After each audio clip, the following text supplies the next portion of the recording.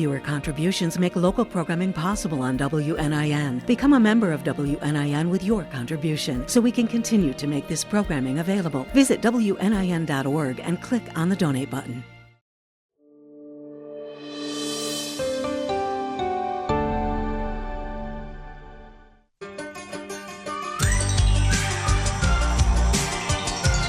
It's the Friday Wrap on WNIN FM. I'm John Gibson. Good to have you along on this Friday. Well, the family of a nursing assistant at a Tell City senior living facility says she was apprehended by Immigration and Customs Enforcement and could now face deportation, even though she entered the country legally, obtained a work visa, and properly applied for asylum.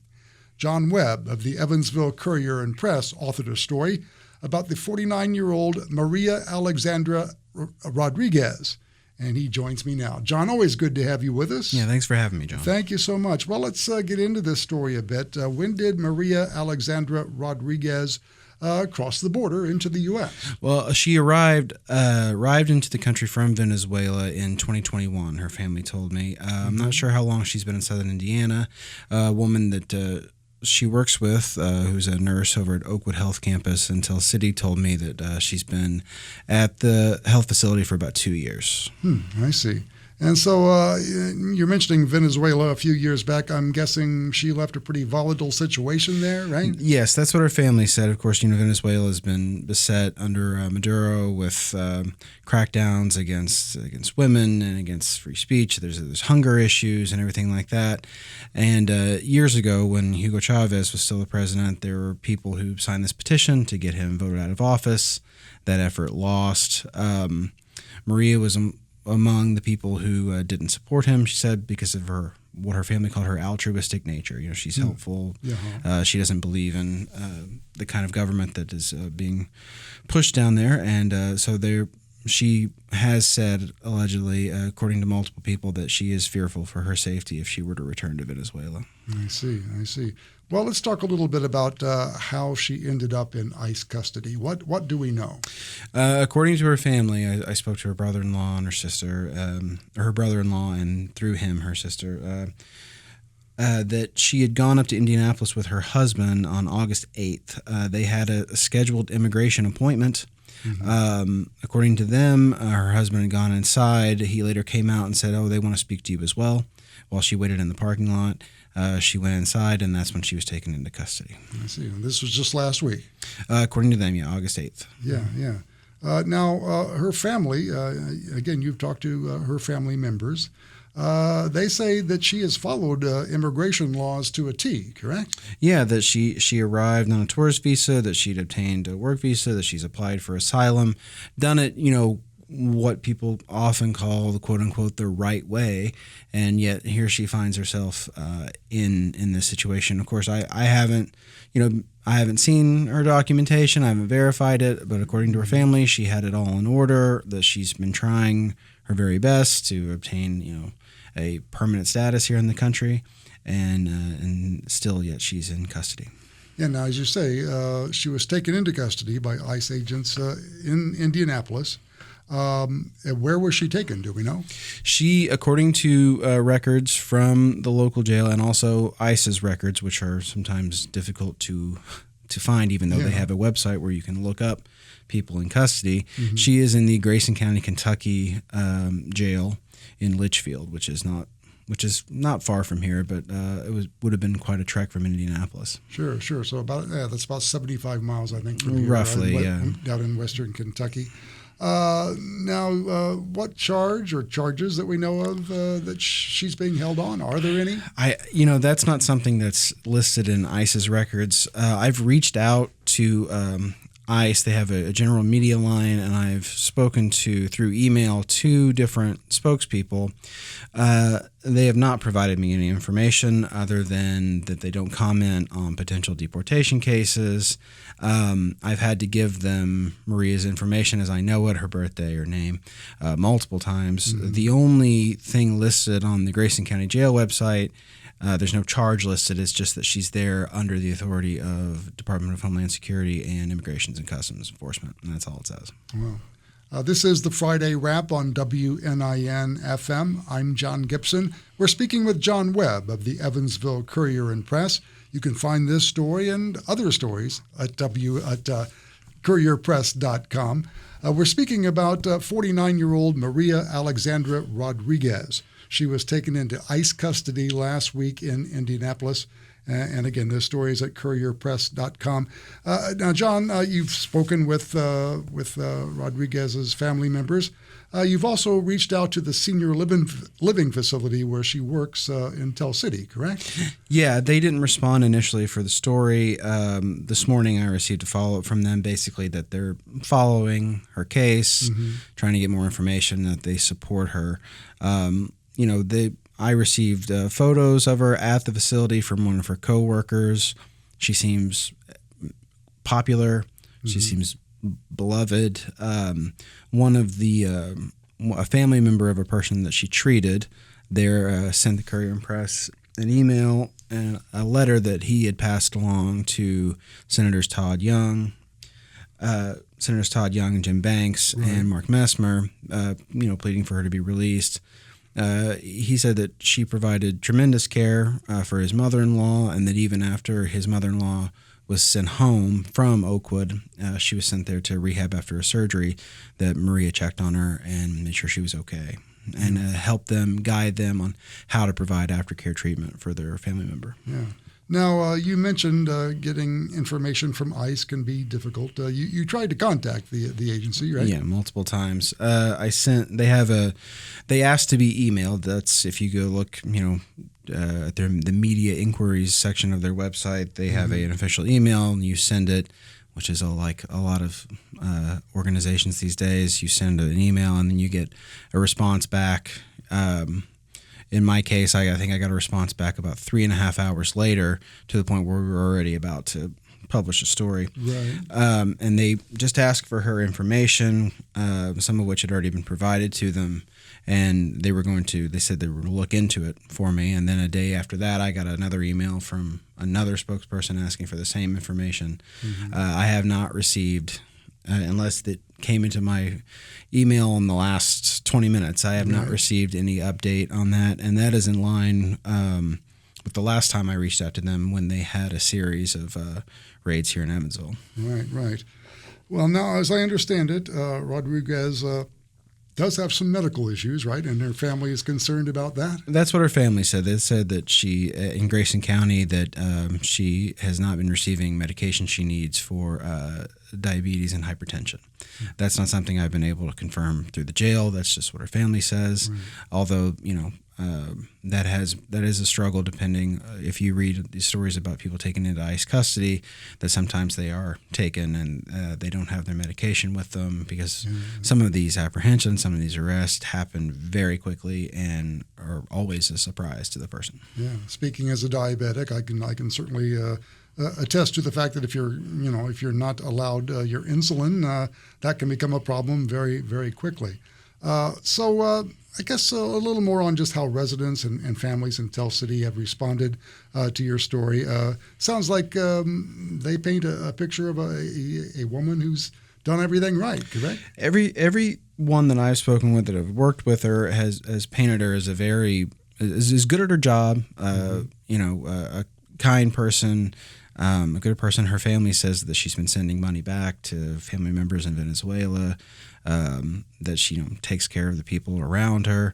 And, that's a lot of these stories. Some of these ICE crackdowns ostensibly at the beginning were meant to round up people with criminal records. That's not always the case. Sometimes you get people who have no criminal history whatsoever and are known and well-loved in their community, who are caught in these nets like this.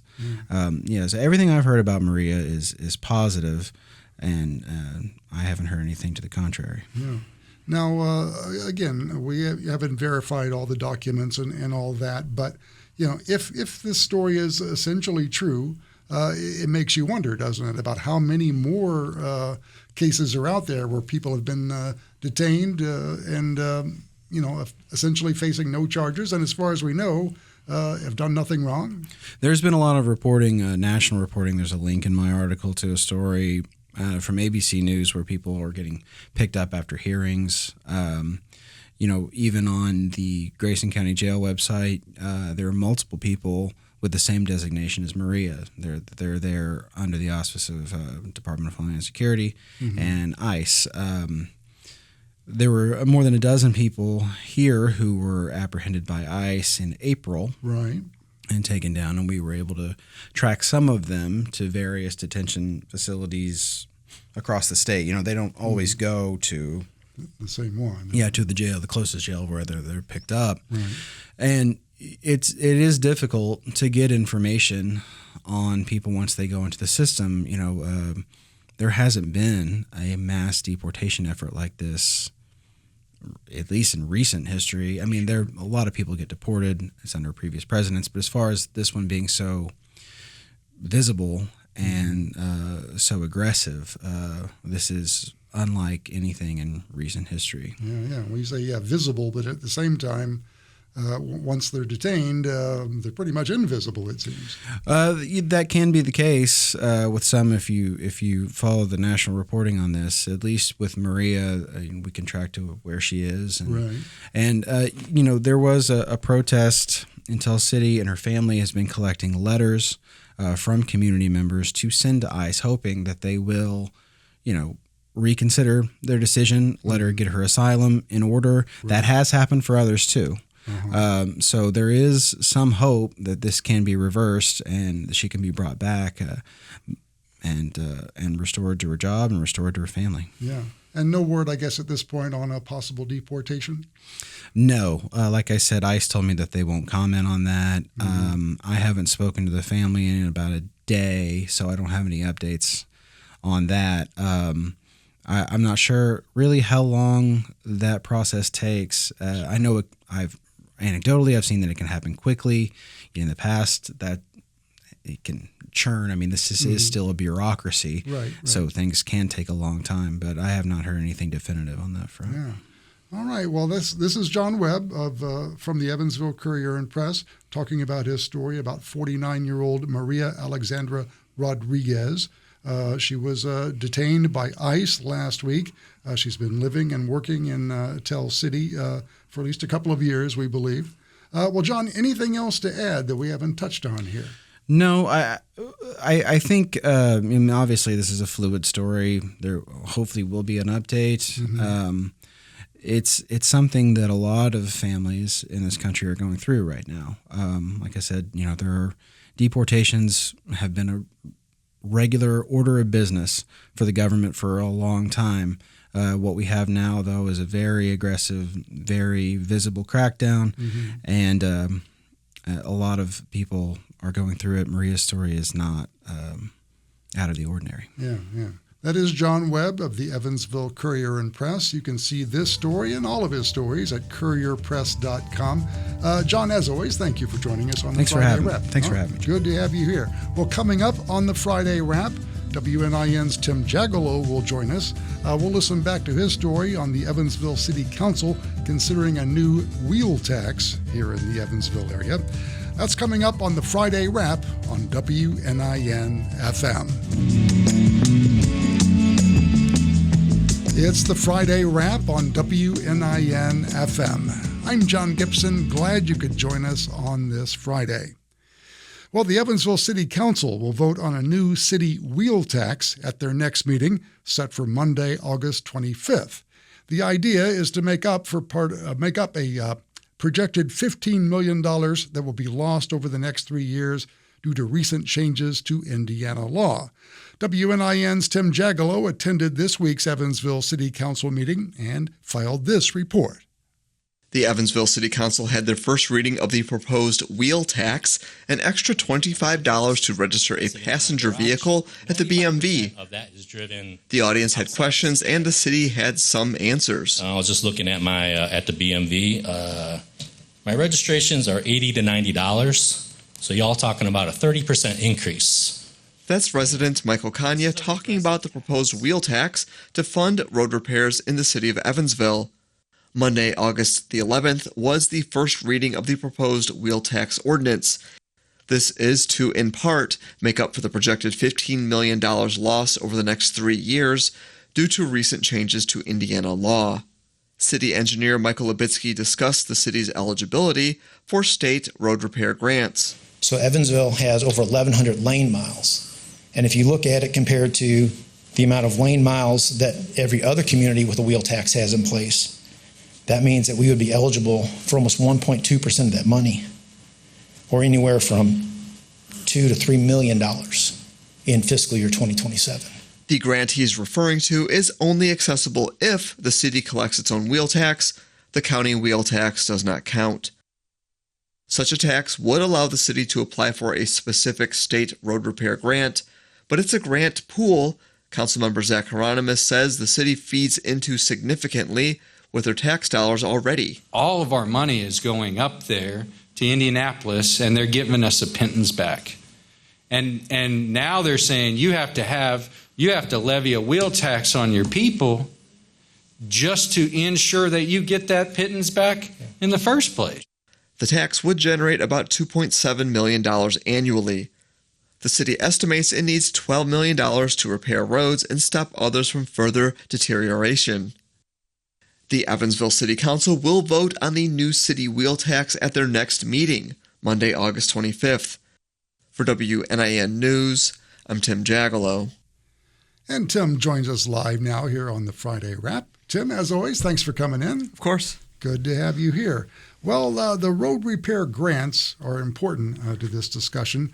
Can you talk a little more about those?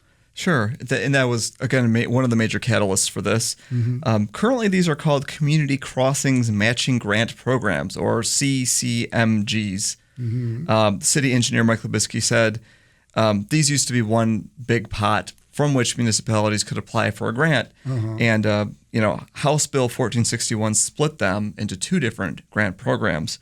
So without the wheel tax, the city can apply for a CCMG, but those are only funded now at $100 million total for the whole state, as opposed to what used to be $400 million.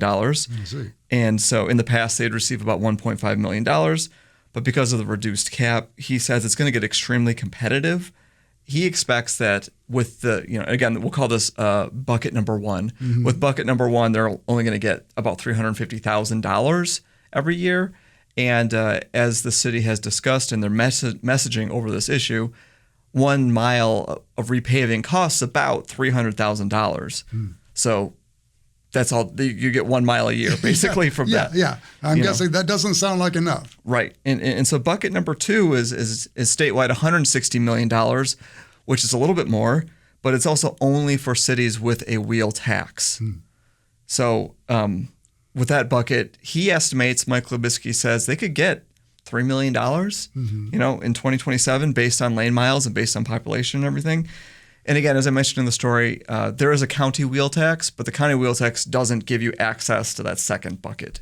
I see. So I guess this might be kind of an obvious question, but why does the city need additional money for road repairs? When they're all so perfect already. Right? Yeah, exactly. The roads obviously need work. Right. Well, and again, in their messaging, and why can't they just get the money from somewhere else, right? Yeah. So this hinges on, or is propelled by, the fact that a Senate Bill 1 became the enrolled act, and it is expected to cost the city of Evansville $15 million in property taxes over 3 years and save us $185 per year, I think. Based on, if my math is good, it's supposed to save taxpayers $1.3 billion, but with 7 million of us, that's about $185. I see. So dollars. The per taxpayer. Yeah. Per taxpayer, right? Yeah. And so again, that's $15 million lost over 3 years. Again, it costs about $300,000 for 1 mile of paving, and the city has 500 miles to pave. They estimate that it would cost $12 million every year to repair the roads and then stop them from deteriorating further, or $20 million to just fix them all and update them all for several years, not just like one time, just like for several years, $20 million. And so the current budget only allows for the repair of main roads in Evansville. This is Lincoln, Green River, Burkhart, places like that. And after that, there's no money left over for small roads, neighborhood roads, and so on. So if they pass the tax based on estimates from what they would make from the tax and what they could get from the grant, they could be pulling in $5.7 million. Again, that's based on the numbers from the meeting and what they've said that they can make. Yeah. Well, if the city council passes this ordinance, what will it mean at the BMV? I mean, what will it cost essentially to get your license and registration? The city's proposing $15 when you register your motorcycle, John. I do not have a motorcycle. You're $25 for a passenger car and $35 for a heavy vehicle. The law says they can do a minimum of $5 for a wheel tax or a maximum of $40 for a wheel tax. So they are keeping it below the maximum. Technically, yeah, it's below the maximum. Yeah. And for most of us, unless you have a motorcycle or a heavy truck, $25 looks to be the most common tax you'll be paying. $25, which, the city's messaging says it's a small tax. But of course, you heard in the story a fellow named Michael Kanye was talking about, he actually in the meeting says, I've got 3 cars. I'm not rich. They're all junk, but it is going to cost $90 to register them, plus another about 30% based on this tax. Right. And so it's not nothing. It's still, so again, they expect this to pull in $2.7 million and then whatever grant they get. Yeah. Well, you mentioned a little bit on this. Basically, what roads would we see repaired here in Evansville? They have 10 roads or sections of road picked out already. Oh, okay. Yeah. I just have a few examples there. Division Street from Wesselman Park to Stockwell, Sycamore from Northwest 5th Street to Heidelbach, Buchanan Road from First Avenue to Mount Auburn. Right.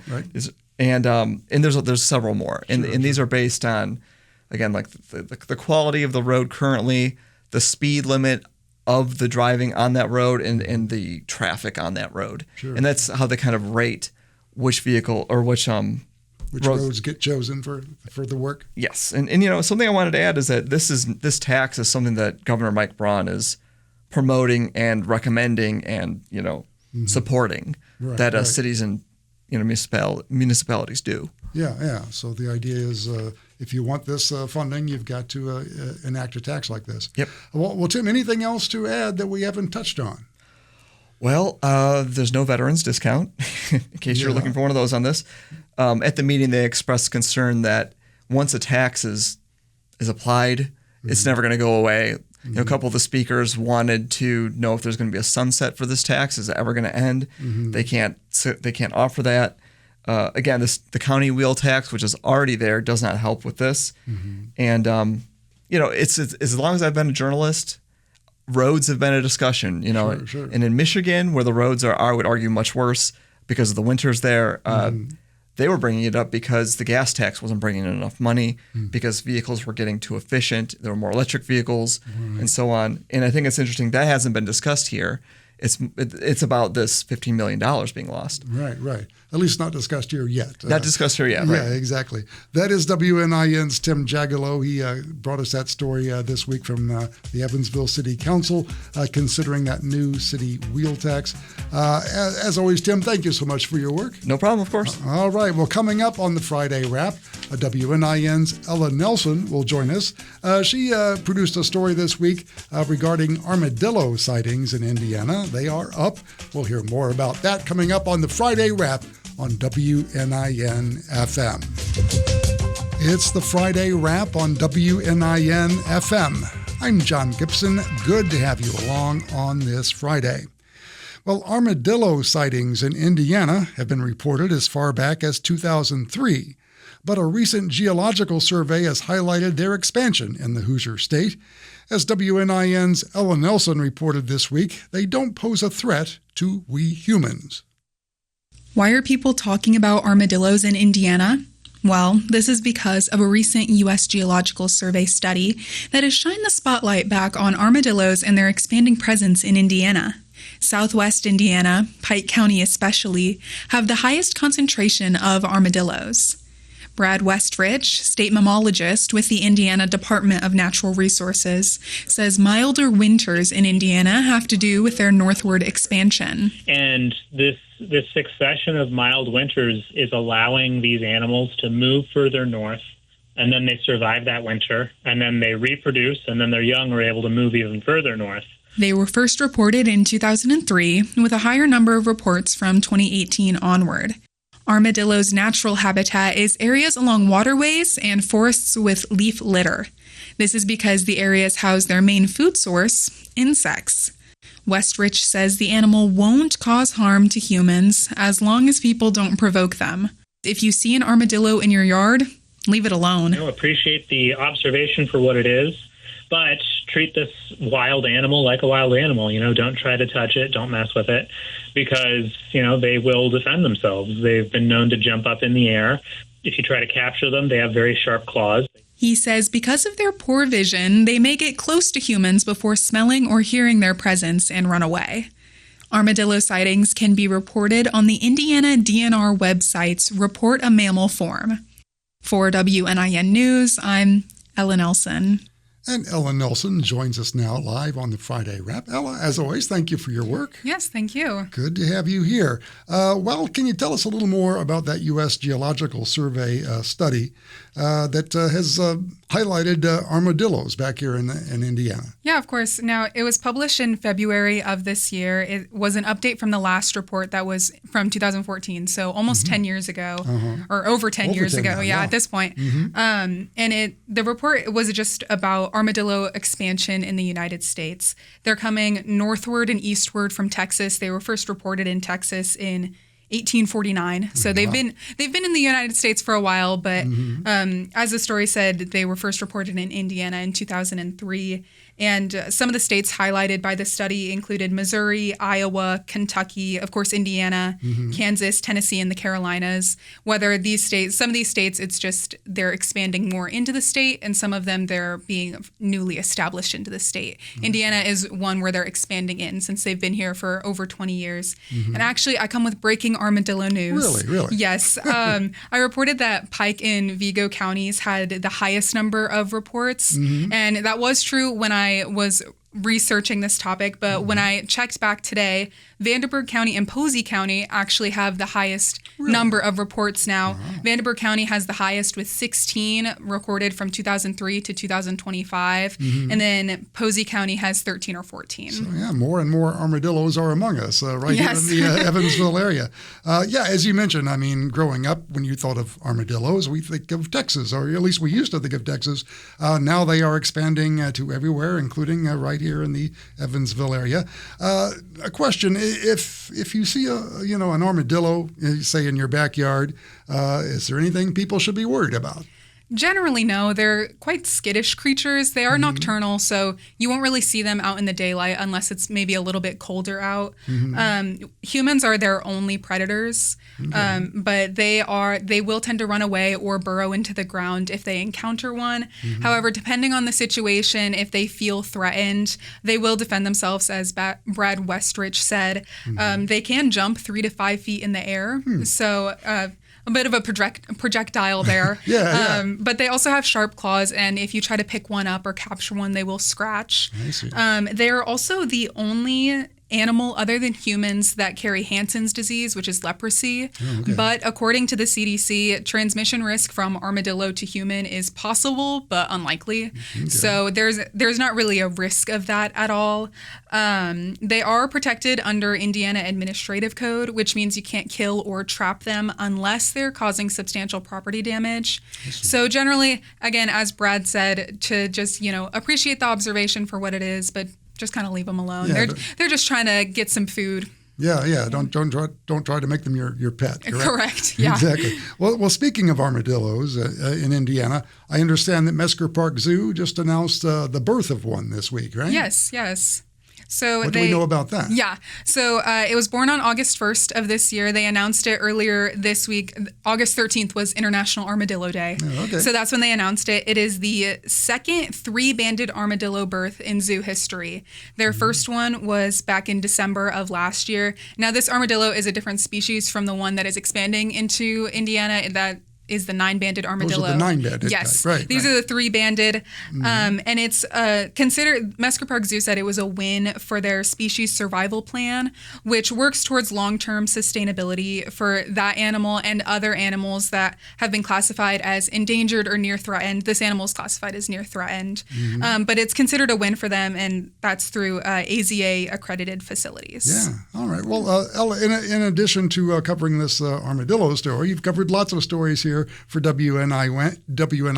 Today is your final day of your summer internship here. Again, we appreciate all the work you've done. You want to tell us a little bit about how it's been for you here at WNIN? Yeah, of course. It has been so much fun. It has been such an informative summer for me. Yeah. And I can only hope that I gave back to public media and WNIN as much as it has given to me, not only this summer, but as I have been growing up in Evansville. Right. I definitely came into it with a lot to learn. I had almost no clue where to start, very little radio journalism and public media experience.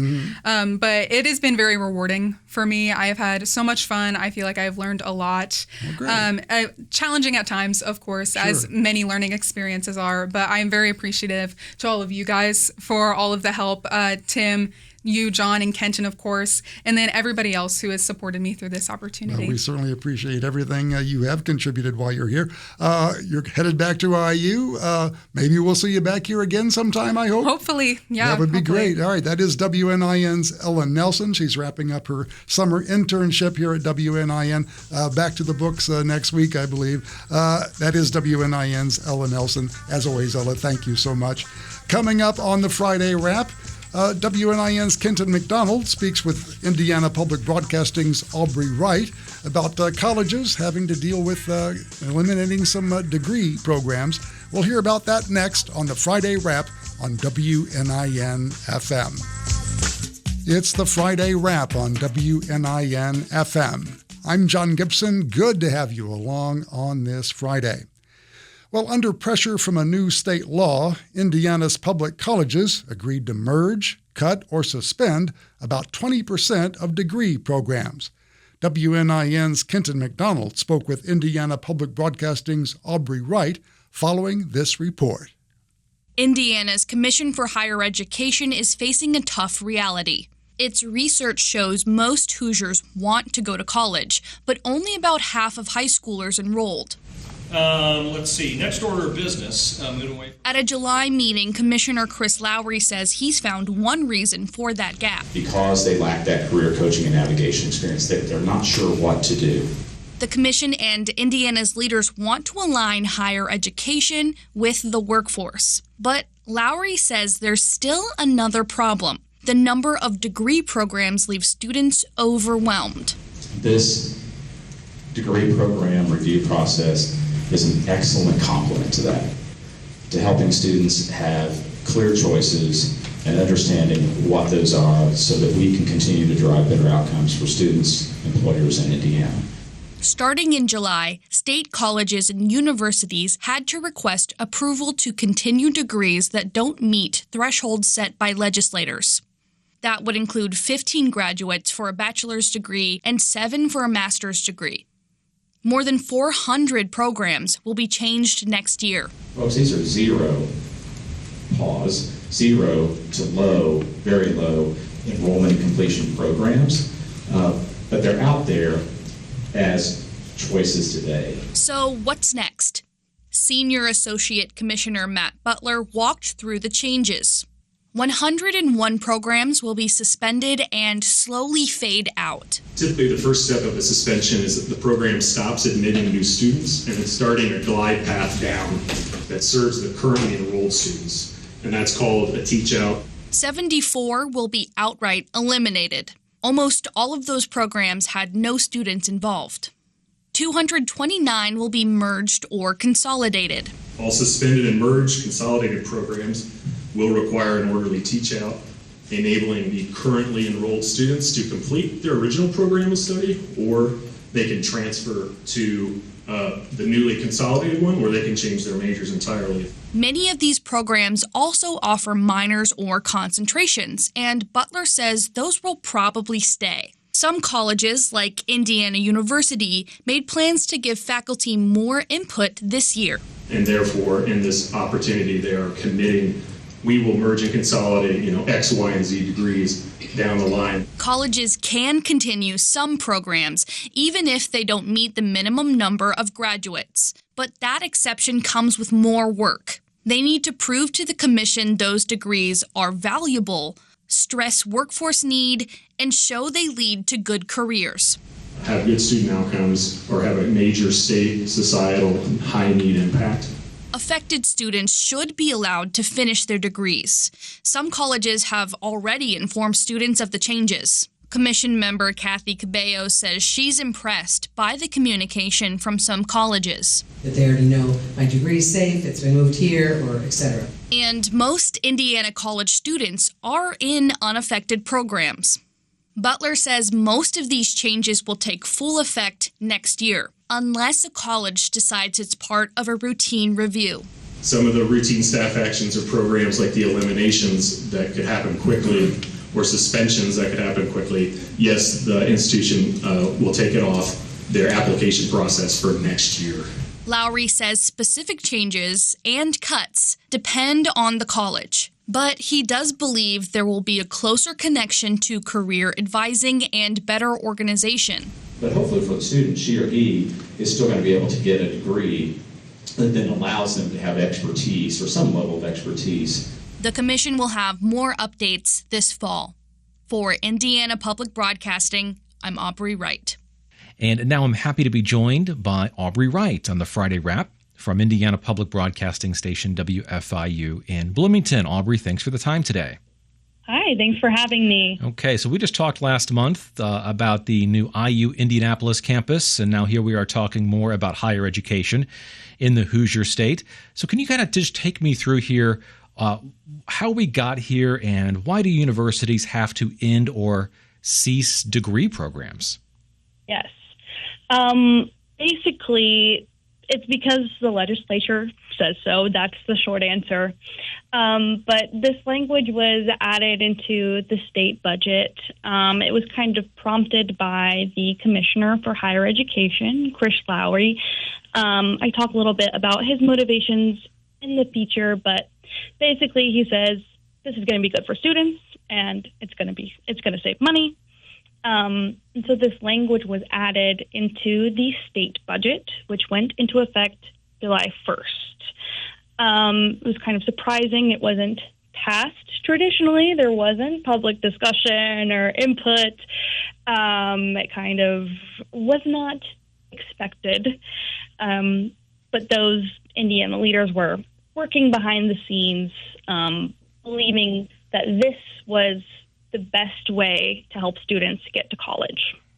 And in your feature, you mentioned that there's somewhat of an emphasis on aligning degree programs at universities with career pathways, right? Yes. Okay. Do we have an idea, a rough idea across all of the this is affecting all public universities in Indiana, right? Yes. Do we have an idea of how many total degree programs or minors or majors could be cut through this process? Yes. So total impacted it's a little bit over 400, and they have kind of broken them down into these categories: eliminating, suspending, or merging. So eliminating means that is the most immediate one that is going to go away. I do have this data, but about a little bit under 80 programs are going to be eliminated right away. Okay. So those are going to be gone first. And students that are currently going through those programs, they would be eligible to finish or what you call teach out until they finish that program, and then no new students would be enrolled in that program going forward. Yes, that is correct. Okay. I wonder, is Indiana University the largest university that's affected by this the most, or is it somewhat equal across Purdue, USI, Ball State, et cetera? Yeah, I think the majority of them are at IU. The numbers I have, 245 programs out of about 400 are at IU. And those numbers were pretty shocking. Purdue is pretty comparable in size. They're only cutting about 83 programs. So the bulk of these are at IU. What are some of the programs that stuck out to you or encompass the majority of these programs that people would recognize as being cut or eliminated? Yeah, well, it's really hard to describe because they really do span every field, every level. But at our station, we've covered IU Bloomington has really made its name on the backs of language programs. And the future of those are unclear because they really don't have the enrollment. They're not meeting the thresholds set by legislators. Ballet programs at IU, the Jacobs School of Music, Purdue Fort Wayne is getting rid of a ton of engineering programs, which it's Purdue. They are an engineering school, right. So that is really shocking. We talked about IU Indy and its big push for biotechnology. They're suspending an undergraduate degree in biotechnology. So that's also really surprising. And in your feature, you also mentioned how this could affect faculty and staff. What's the latest on that in terms of could this potentially lead to job cuts or eliminations or reshuffling the deck in terms of where professors and teachers are working? Yeah, so we kind of have like two sets of thought. One is the very optimistic one, which is, everyone's going to keep their jobs. The universities are going to work with them, and they're just going to be, filed under these programs. They're going to be doing the same thing. It's just going to have a different name. But with these degree changes, they're also encouraged to cut costs. And what are the biggest expenses? That is paying your employees. Mm-hmm. So people really do interpret that line pessimistically as they're going to fire faculty. So it's really going to depend on the university or the college, and we haven't really gotten confirmation on that yet. Okay. Aubrey, anything else that you uncovered in reporting this story that we haven't talked about yet? Yes. I guess I do want to say that these changes will probably ripple beyond these 404 degrees. It's very possible that the entire university or college will feel these changes, if not practically, at least in morale. Mm-hmm. Sure. Absolutely. All right. Aubrey Wright from Indiana Public Broadcasting Station, WFIU in Bloomington. Thanks for joining me today on the Friday Wrap. Yeah, thank you. All right. And we'll be back after this on WNIN FM. It's the Friday Wrap on WNIN FM. I'm John Gibson. Jevin Redmond is away this week, so no sports chat, but I do have a sports update for you. And that is that high school football scrimmages, essentially preseason half games, will be played in the Tri-State tonight. The high school football season gets underway in earnest next week. The Major League Baseball season continues. Yesterday, Toronto edged the Chicago Cubs 2-1, while the Cardinals, Reds, and White Sox all had the day off. All teams are in action tonight. In the Frontier League, the Evansville Otters beat Mississippi 8-3. The Otters are back home at Bosse Field tonight. They host Joliet at 6:35. In the WNBA tonight, the Indiana Fever host Washington. And the NBA has announced its 2025-26 schedule. The Indiana Pacers, will open the regular season October 23rd at home against Oklahoma City. Coming up on the Friday Wrap, it's the Weekend Notebook. Hope you can stay with us. It is the Friday Wrap on WNIN FM. I'm John Gibson. Time now for the Weekend Notebook. Well, happening tonight, the Wild Summer Lights at the Zoo continues. The Chinese Lantern Festival continues through Sunday from 5 p.m. to 9 p.m. at Mesker Park Zoo and Botanic Garden. The zoo says you'll find more than a mile of decorative lights. Tickets are $18 for non-member adults, $16 for non-member kids. Members save $3 on each ticket. Those tickets are only available online at meskerparkzoo.com. Moving on to tomorrow, Saturday, the Franklin Street Bazaar is back in action. The seasonal event features growers, vendors, food trucks, free yoga, and live music from 9 a.m. to 1 p.m. on the grounds of EVPL West on West Franklin Street. Also happening Saturday, it's the Evil Con Art and Flea Market at Burdett Park. Artists will be selling their creations, and a flea market will offer secondhand items from 11 a.m. to 6 p.m. at Burdett Park. Admission to the event is just $1. Also happening Saturday, we have a public safety car show. This event at Wesselman Park will showcase public safety vehicles, including local hospital helicopters and a U.S. Army Black Hawk. The free show is from noon to 3 p.m. and is hosted by the Evansville Police Department and the Department of Parks and Recreation at Wesselman Park. Also happening on Saturday, mayflies, mosquitoes, and moths, oh my. This event is happening at Angel Mounds. It'll feature entomologist Kevin Weiner of All Bugs Go to Kevin. You'll learn about insects that are native to the area and those that were present at the time of the Mississippians. The 90-minute event starts at 3 p.m. Another event by Weiner, What Flies at Night, happens at 8 p.m. Saturday at Angel Mounds. You can receive a discount by buying a combo ticket for both events. Also happening on Saturday, it's a renovation open house at EVPL North Park. The renovation is complete, and the library is celebrating with that open house from 3 to 5:30 p.m. Again, that's at EVPL North Park. That's next to Central High School. Also happening on Saturday, Georgia Funkadelic will be performing at Space Monkey Records.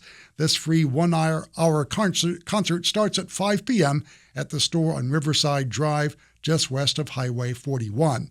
Also happening on Saturday, The Magic of Motown at the Victory Theater.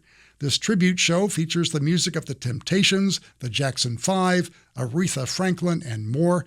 It's happening Saturday at 7:30 p.m. at the Victory in downtown Evansville. Tickets start at $67. Well, that will wrap up this week's Friday Wrap. I'd like to thank our guests, John Webb of the Evansville Courier and Press, also WNIN's Tim Jagalow and Ella Nelson. A big thanks to Kenton McDonald, not only for his contribution with Aubrey Wright of Indiana Public Broadcasting, but also for engineering today's show. And as always, a big thanks to you, the listener, and Indiana Public Broadcasting stations across the state. This is 88.3 WNIN FM, Evansville, Henderson, and Owensboro. With your support, we're building a better tri-state together. And for this Friday, I'm John Gibson, and that's a wrap.